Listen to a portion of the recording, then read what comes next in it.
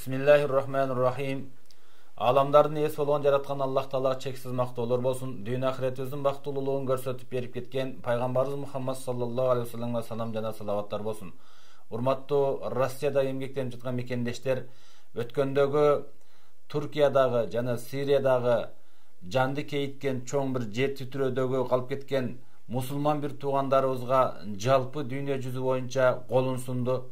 Ошо кол сунган учурда биздин Россиядагы эмгектенип жаткан мекендештерибиз да жөнө турбастан биз ушул муфтияттын Россияда өкүлү катарында Кыргызстан мусулмандар дин башкармалыгы Азирети муфтийибиздин менен биргеликте ошого жетектеген жетекчиликтин негизинде биз дагы Россияда эмгектенип жаткан мекендештерибизге кайрылуу кылдык элек. Ошол кайрылуунун негизинде Россия боюнча мекендештерибизден 455 миң акча чогулду.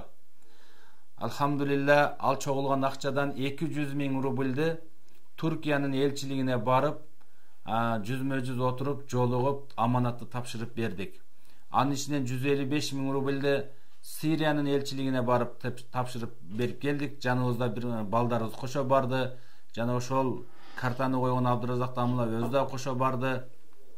Жана ошону менен биргеликте 100 миңге жакын суммадагы акчага биз кийим кечек да алып бердик. Мен ушул жерден баса белгилеп кете турган нерсени айта кетейин. Ал жерден бир мекендеш карындашыбыз бир тууган агасынан берип жиберди кийим кечек. Дагы бир мекендеш инилерибиз Мирбек деген, ал дагы өзүнүн саткан кийимдеринен курткалардан берип кошумча кылды. Жана өзгөчө басым жасай турган жер Сүргүт шаарынан жана Когалым шаары, Федоровка шаарчасы, Нижняя Сортум шаарчасынан 250 миң рубль акча жөнөтүштү.